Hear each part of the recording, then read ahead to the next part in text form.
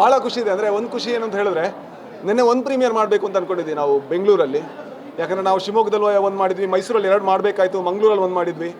ಆದರೆ ಇವತ್ತಿಗೆ ಕರ್ನಾಟಕದಲ್ಲಿ ಇವತ್ತು ರಾತ್ರಿ ಮುಗಿಬೇಕಾದ್ರೆ 30 ಶೋ ಆಗ್ತಾಯಿದೆ, ಪ್ರೀಮಿಯರ್ ಶೋಸ್. ಯಾರ ಮುಖ ಕೂಡ ಹಾಕದೆ ಪ್ರಚಾರ ಮಾಡಿದಂಥ ಒಂದು ಸಿನಿಮಾಗೆ 30 ಶೋಸ್ ಹೌಸ್ಫುಲ್ ಆಗೋದು ಪ್ರೀಮಿಯರ್ ಶೋಗೆ, ಅದು ಪೇಯ್ಡ್. ಸೊ ಅದು ತುಂಬ ಕಷ್ಟ. ಸೊ ಅದು ಆಡಿಯನ್ಸ್ ಸಾಧ್ಯ ಮಾಡಿದ್ದಾರೆ, ಅವ್ರಿಗೆ ಮೊದಲು ಥ್ಯಾಂಕ್ಸ್ ಹೇಳ್ತೀನಿ. ಅಂದರೆ ಒಂದು ಟ್ರೈಲರ್ ನೋಡಿ, ಜೊತೆಗೆ ಜನಗಳ ರಿವ್ಯೂ ನೋಡಿ ಅವ್ರು ನಂಬಿದ ಕಾರಣ ಥಿಯೇಟ್ರ್ ಬಂದಿದ್ದಾರೆ. ತುಂಬ ದೊಡ್ಡ ಥ್ಯಾಂಕ್ಸ್. ಸೊ ಇದು ಒಂದು ದೊಡ್ಡ ಜವಾಬ್ದಾರಿ ನಮ್ಮ ಹೆಗಲ ಮೇಲೆ ಹಾಕುತ್ತೆ. ಇನ್ನು ಮುಂದೆ ಕೂಡ ಪ್ರಾಮಾಣಿಕವಾದ ಒಳ್ಳೆಯ ಸಿನಿಮಾವನ್ನು ಮಾಡುವಂಥ ಪ್ರಯತ್ನ ಕನ್ನಡದಲ್ಲಿ ನಾವು ಖಂಡಿತ ಮಾಡೇ ಮಾಡ್ತೀವಿ, ಇನ್ನೂ ಜಾಸ್ತಿ. ಹಾಂ,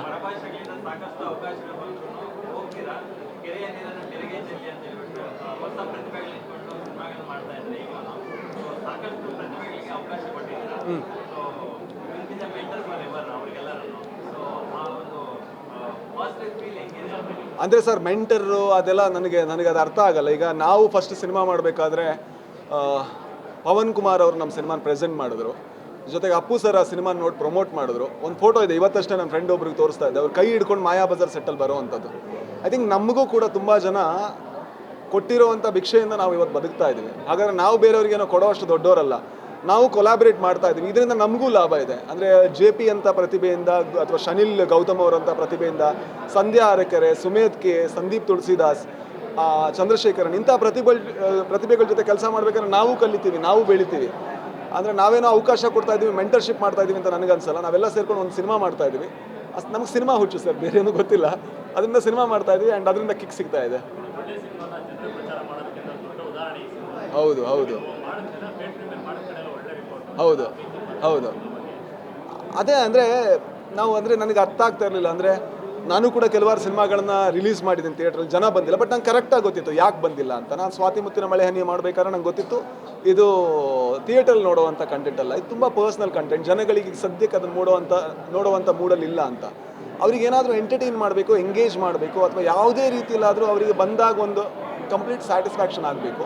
ಸ್ವಾತಿ ಮುತ್ತಿನ ಮಳೆ ಹನಿ ತುಂಬ ಇಂಟೆಲೆಕ್ಚುವಲ್ ಸಿನಿಮಾ. ಕೆಲವು ಸಲ ನಾವೇ ಸಿನಿಮಾ ಮಾಡಬೇಕಾದ್ರೆ ಥಿಯೇಟರ್ಗೆ ಆಗದಿರುವಂಥ ಸಿನಿಮಾ ಮಾಡಿ ಜನ ನೋಡಬೇಕು ಅಂತ ಎಕ್ಸ್ಪೆಕ್ಟ್ ಮಾಡ್ತೀವಿ. ಅದನ್ನು ನಾನು ಒಪ್ಪಲ್ಲ. ಒಂದು ಸಿನಿಮಾ ಮಾಡಬೇಕು, ಜೊತೆಗೆ ಅದನ್ನು ಚೆನ್ನಾಗಿ ಜನರ ಹತ್ರ ತಲುಪಿಸ್ಬೇಕು.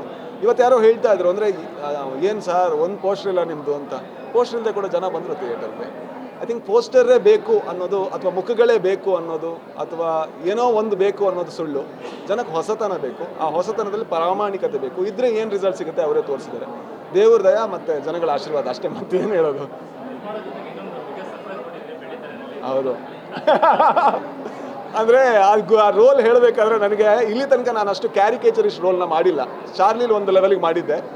ಸೊ ನನಗೆ ಮಾಡಿದ್ರೆ ಹಿಂಗೆ ಅಂತೆಲ್ಲ ಇತ್ತು. ಮತ್ತು ಕೆಲವು ಸಲ ತುಂಬ ಸಲ ಏನಾಗುತ್ತೆ, ಕೆರಿಯರ್ ಬಗ್ಗೆ ಯೋಚನೆ ಮಾಡಿಬಿಡ್ತಾರೆ ಜನ. ನನ್ನ ಕಾಮಿಡಿಯನ್ ಆಗಿ ನೋಡ್ತಾರೋ, ಅಥವಾ ನನಗಿನ್ನೇನು ನಾಯಕ ನಟನಾಗಿ ಆ್ಯಕ್ಟ್ ಮಾಡೋದಕ್ಕೆ ಸಾಧ್ಯನೇ ಇಲ್ವಾ, ಅದು ಇದು ಅಂತ. ನಾನೊಬ್ಬ ಡೈರೆಕ್ಟರ್ ಫಸ್ಟು, ಅದರಿಂದಾಗಿ ನನಗೆ ಅದೆಲ್ಲ ಯೋಚನೆಗಳಿಗಿಂತ ನಾನು ಮಾಡಿದ್ರೆ ಸಿನಿಮಾಗೇನು ಲಾಭ, ಆ್ಯಂಡ್ ನಿರ್ಮಾಪಕನಾಗಿ ನನಗೇನು ಲಾಭ, ಜೊತೆಗೆ ಸಿನಿಮಾ ಯಾವ ರೀತಿ ಎಲಿವೇಟ್ ಆಗ್ಬೋದು ಅಂತ ಯೋಚನೆ ಮಾಡಿದಾಗ ಅದು ಮಾಡಿದ್ರೆ ಒಳ್ಳೇದು ಅಂತ ಅನ್ನಿಸ್ತು. ಬಟ್ ಅದನ್ನು ಪ್ರಮೋಟ್ ಮಾಡಬಾರ್ದು ಅಂತಲೂ ಅನ್ನಿಸ್ತು. ಅದು ಪ್ರಮೋಟ್ ಮಾಡಿ ಜನಗಳನ್ನ ಕರಿಬಾರ್ದು, ಕಂಟೆಂಟೇ ಮಾತಾಡಬೇಕು. ಯಾರೋ ಒಬ್ಬ ಇದ್ದಾನೆ ಅನ್ನೋದು ಜನಗಳು ಬರೋದಕ್ಕೆ ಇದಾಗಬಾರ್ದು ಅಂತ ಅದನ್ನು ಬಚ್ಚಿಟ್ಟು ಆ್ಯಕ್ಚುಲಿ ರಿಲೀಸ್ ಮಾಡಿದೆ. ನಿಮ್ಮ ಹತ್ರ ಎಲ್ಲ ಸುಳ್ಳು ಹೇಳೋದಕ್ಕೆ ಕ್ಷಮೆ ಇರಲಿ.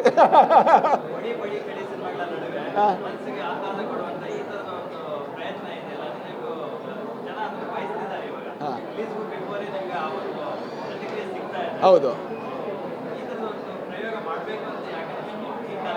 ನೀವು ಹೊಡಿ ಬಡಿ ಕಡಿ ಸಿನಿಮಾಗಳ ಬಗ್ಗೆ ಹೇಳಿದರೆ ನಾನು ಅದನ್ನು ಮಾಡಿದವನೇ.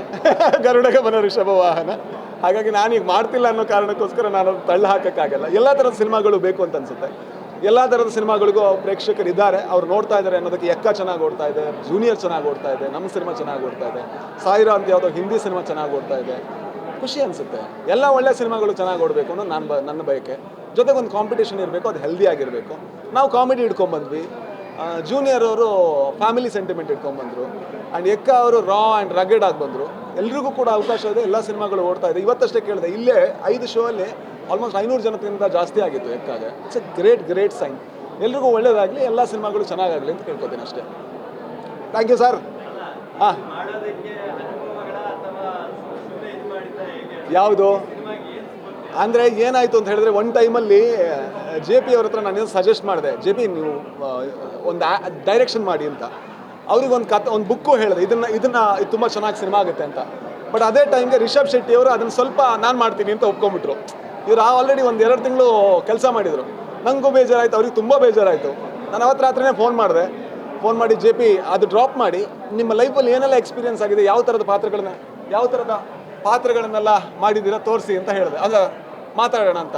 ಅವ್ರು ನೋಡಿದಂಥ ಪಾತ್ರಗಳನ್ನ ಹೇಳಿದ್ರು, ನಾನು ನೋಡಿದಂಥ ಪಾತ್ರಗಳನ್ನೆಲ್ಲ ಹೇಳಿದೆ. ಆಗ ಅವರು ಹೇಳಿದ್ರು ಇದನ್ನು ನಾನು ಡೆವಲಪ್ ಮಾಡ್ತೀನಿ ಅಂತ. ಸೊ ಆಮೇಲೆ ಅವ್ರು ಕೂತು ಅವ್ರು ಡೆವಲಪ್ ಮಾಡಿದ್ರು. ಸೊ ಹಾಗೆ ಸಿನಿಮಾ ಆಯಿತು. ಅಂದರೆ ಎಲ್ಲ ಸಿನಿಮಾಗಳು ಕೂಡ ಹಾಗೆ ಸರ್. ಅದು ಐ ಥಿಂಕ್ ಬದುಕಿಂದ ಏನಾದರೂ ಒಂದು ಬರದೆ ಅದು ಬ್ಯೂಟಿಫುಲ್ ಆಗಿ ಕಾಣಿಸಲ್ಲ ಅಂತ ನನಗನ್ಸುತ್ತೆ. ಗ್ಯಾರಂಟಿ ನ್ಯೂಸ್, ಸುದ್ದಿ ಖಚಿತ, ನ್ಯಾಯ ನಿಶ್ಚಿತ.